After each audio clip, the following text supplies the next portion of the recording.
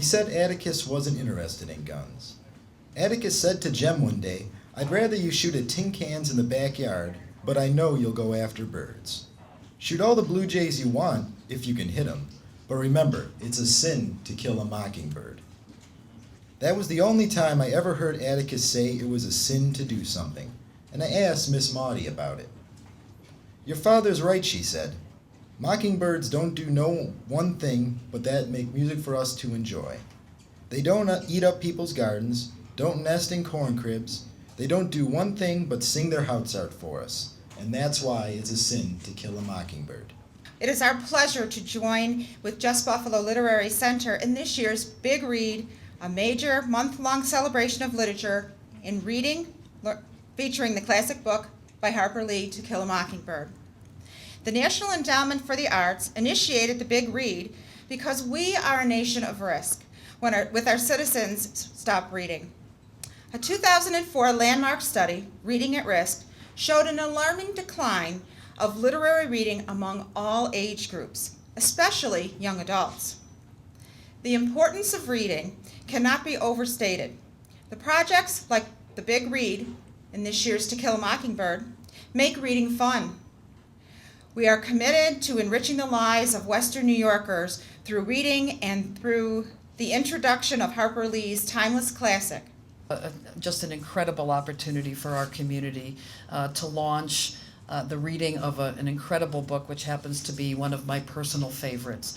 To Kill a Mockingbird was actually published in 1960, and I know I wasn't even born by then. But anyway, it was a tumultuous decade when issues of racial justice, when issues just fanned throughout the news all the time about what was going on in the streets and people's struggle for social justice. And it inspired so many of us to think beyond the traditional boundaries. Harper Lee helped to tell the story in the book To Kill a Mockingbird about social injustice. And who could ever forget the most lovable characters in her book? Scout, the little 6-year-old white girl who was innocent and full of joy and curiosity, her older brother Jem, and certainly her father, the principled and lovable lawyer Atticus Finch. And as the children watched their father defend Tom Robinson, a black man who was wrongfully accused of raping a white woman, everyone in the story learned so much, and we learned so much through reading it. This is from the Executive Chambers.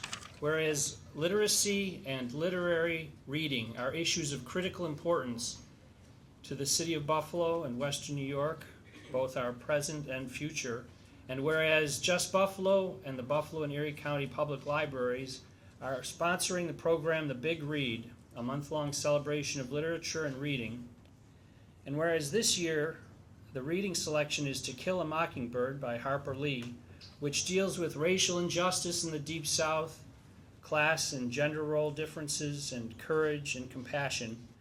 These themes demonstrate the ongoing goals of trying to bring an increase of understanding of cultural and racial differences in today's society. And whereas the Big Read objectives are to engage middle and high school aged youth to note the power that comes from proficiency with words and the development of imagination and critical thinking skills.